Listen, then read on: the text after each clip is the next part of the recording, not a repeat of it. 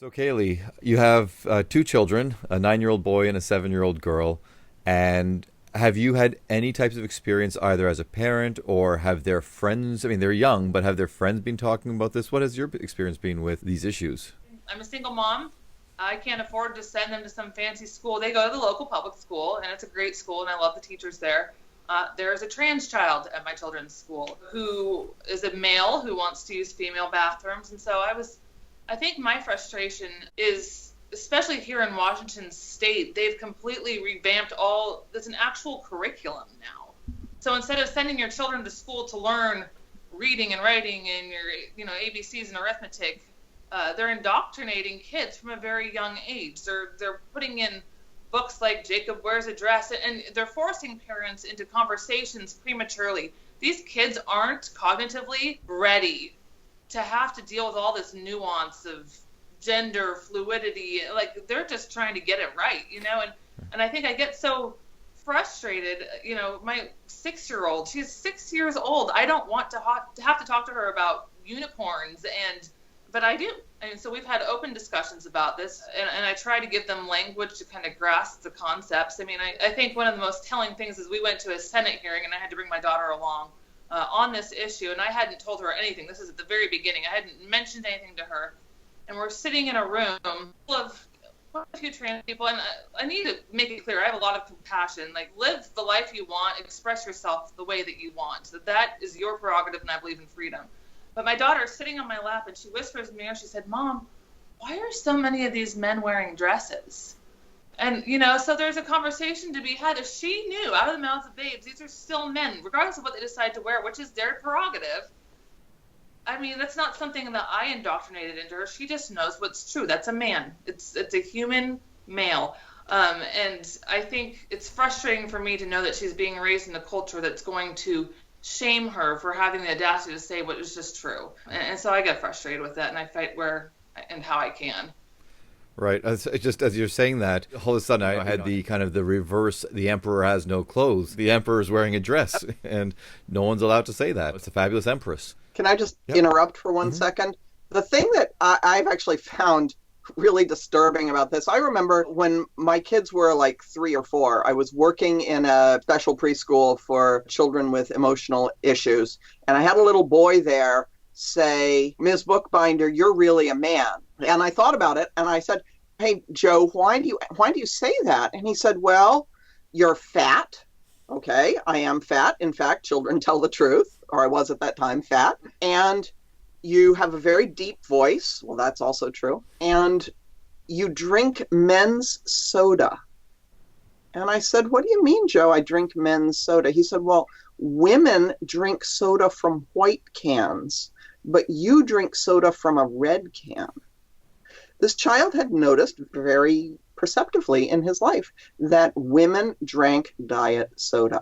And I didn't drink diet soda, so therefore I must be a man. Well, he was 4. Children at 3 or 4 are still worried that they don't understand that sex is something that's an immutable trait of the human body. They don't understand what makes someone male or female. It could be hair, it could be body size, it could be your deep voice, it could be drinking men's soda, it could be playing with the wrong kind of toys. They're children. They are learning how this whole thing works. And it is infuriating to me that we are regressing as a society to the point of understanding sex at the level of a 3 or 4-year-old child. Right. We aren't doing that with physics. We're not doing that with any other aspect of biology. We're not doing that with infectious disease, but we're doing that with reproductive biology. That's absurd. Right. And this really is a huge social experiment. And unfortunately, the guinea pigs are children. And because I don't know in your particular states or districts, but in Canada, like really, and we are quite progressive, at least in certain cities, in certain areas. And in Toronto, it's as progressive as you can get, which I believe is a good thing if done properly. And so we are doing things which, again, so much of what I'm hearing, it's got the right intention. Is trying to be inclusive, is trying to not discriminate against kids and not to make childhood or adolescence a nightmare, well, any more than it normally is. Yet the execution is having such a huge impact, and nobody wants to talk about that. And again, in Canada, it's literally illegal, depending on how you present it, to talk about this and to say, well, what about? What about? It worries me. So I'm glad that you're sharing your experiences here, because many parents are afraid to, because as we talked earlier, you get labeled with these terrible terms. And that really is, it's the new way of the quote unquote the left. And I think, Antonio, I can give you a run for your money when it comes to very liberal, at least not politically, but open-mindedness. Viewers of my videos know this by now. They're going to get sick and tired of it. But my mother opened up Canada's first sex store in 1972. So that's about as liberal as you can get. She and my father, real hippies, adopted a black baby, my brother, when I was 1 year old, way, way, way back then, before it became trendy. He ended up being gay. My sister's gay. She got married in 2010. So a very open-minded, liberal family. And I'll throw in, we also had a monkey in the city. So just not your typical family. So again, I'm a real live and let live kind of person, but I'm seeing the potential damage and the actual damage that is happening. So this is why I'm having people come on and to talk about their real experiences, their lived experiences, so that people can realize you don't have to be a monster, a bigot, this horrible transphobic person to be able to have these concerns, because these are real children who are being affected, or real families. And it's not hysteria, it's not hate, it's not bigotry. So I do appreciate both of you coming on, and I want to take to the next step, which is, with your coalition, what is the plan? How do we remedy the situation? How far have you got?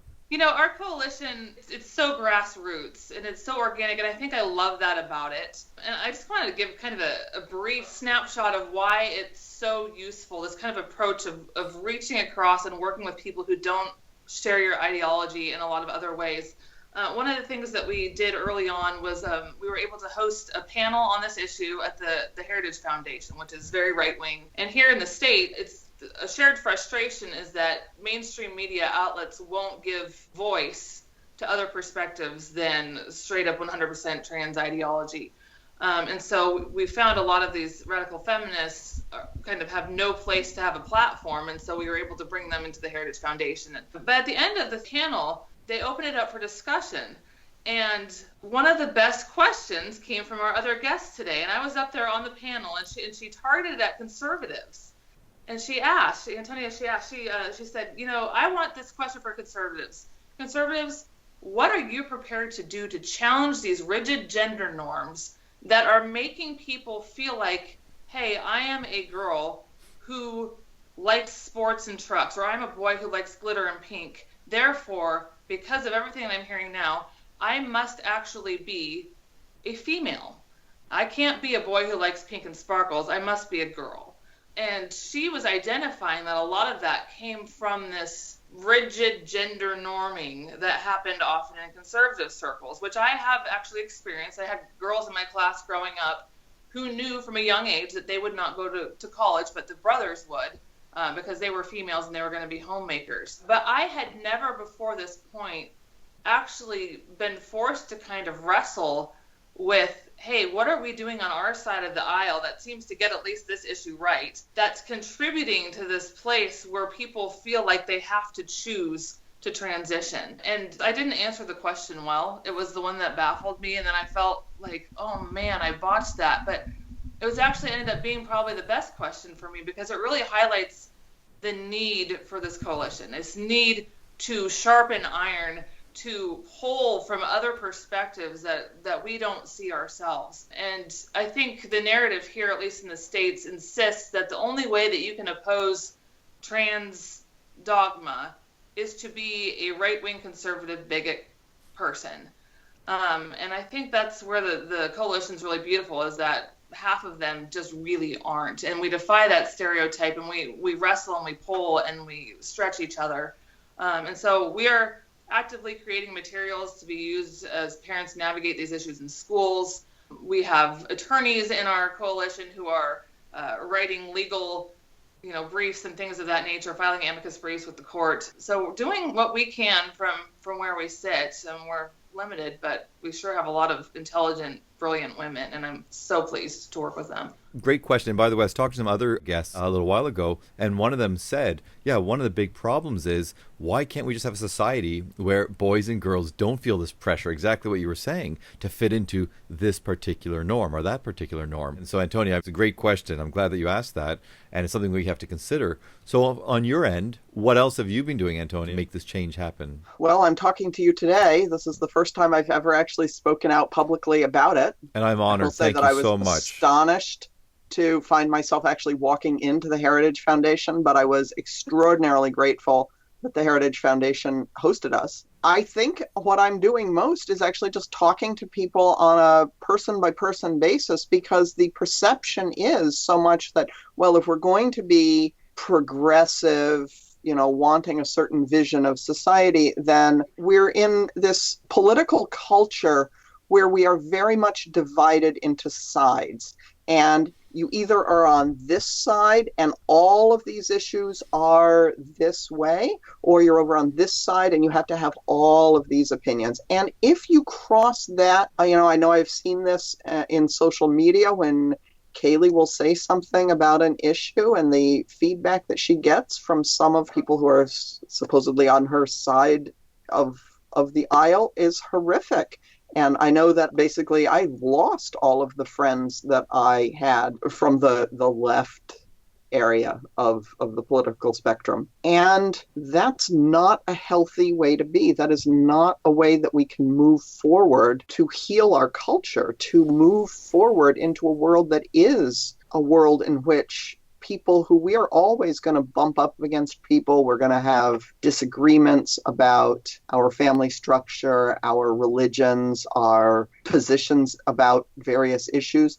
But we have to be able to step back and say, what are our fundamental values? And I think on this particular issue, we have the fundamental value of protecting the rights of women and girls to their own privacy, protecting children from taking early on sterilization, and they're being used in this political struggle, and they're being given toxic synthetic hormones very early on in life. And I think that Hands Across the Aisle is really a model for how our society, our political culture could move forward, because we are very aware of how we disagree with each other, and yet there is no name calling. There's no, you're going to hell or you're a bigot. I mean, it's rough. It's difficult sometimes. We do disagree with each other on very many things, but we do also agree with each other on very, very many things. So we agree with each other on the impact of trans ideology on, women and girls or children generally. We agree with each other on some issues having to do with the sex industry, with pornography and sex trafficking of women and prostituted women. We agree with each other on, I would say, many more things than we actually disagree with each other on. And Hands Across the Aisle is, although right now we are very focused on the trans ideology issue, we are a model for how we can move forward on very many of the complicated social issues that affect American politics and probably Canadian politics also. Right. And at the very beginning, you talked about the desire to have civil discourse. And that's my line. That's my catchphrase. Every time I'm talking to somebody on Twitter or anywhere else, I say, that's all I want. And I hate this term debate. It's like, I don't want to debate, because with a debate, there's a winner or loser. I want discussion. That's how you learn. That's how you grow. And that's how you grow together. A debate, by definition, prevents you from moving forward together. One person has to crush the other. So I think what you're doing is so admirable, and you're absolutely right. It is the only way to be able to move forward. And sadly, everything you just said, anybody who's part of the trans ideology or trans cult, they'll say this just goes to show, no matter how diverse your group is and how much you actually hate each other and despise each other deep down, you're so transphobic that will bind you people together so that you can crush them and destroy them. And this is why I'm trying to reach out to as many people as possible to show that, as I said earlier, you don't have to have these horrific traits to be a reasonable, rational, compassionate person who's simply saying, we don't know all the answers. We don't know what truth is. We're trying to find it out. And we better find out, because many, many people are being seriously affected. So every group I talk to, every person I talk to brings a different layer of nuance to the issue. And I really appreciate that, because nuance is the one word, that's the other word I've been using many times, that seems to be non-existent in so many of these discussions. And you were describing that, Antonia. Once you're part of one side, everything is a monolithic belief system. You can't have any diverging views from others, or you have to be all in. And that's identity politics, the group politics. And you censored yourself. You said you didn't want to say tribalism. It's an overused word, but that's really what it is. It really is. And we have to get away from that. Why can't we just get to humanism? When Native Americans say they really hate the word tribalism, I'm willing to listen to that. Oh, okay. Because, in fact, it does affect Native Americans disproportionately, and I will respect that. The concept can be said in other ways. I'm aware of how complicated the idea of tribalism has been for Native Americans. I will also point out that there's a wonderful essay online, which I will try to find and send to you, about the wildly inappropriate use of two-spirit in the trans activist community. A lot of Native Americans cannot stand that their understanding of sex and gender, sex roles and personal identity has been co-opted by basically white trans activists. It's bizarre, and it's not understood from a position within the Native community. It's just been sort of lifted and taken outside to the point that it's a Facebook gender choice. It exists within an entire worldview that is generally not the worldview of the people who are using it. So it would be sort of like, actually, one of the things that drives me crazy is I'm Jewish. When Jewish religious concepts are interpreted by Christians who have very little understanding of Jewish culture and Jewish history, and in fact misinterpreted, so that they're speaking for the Judeo-Christian tradition, but in fact people who talk about the Judeo-Christian tradition generally know very little about the Judeo part of that, and they certainly don't understand anything about the post-biblical part of the Judeo-Christian tradition. And it's infuriating to have your cultural history used as part of someone else's ideology. It's infuriating.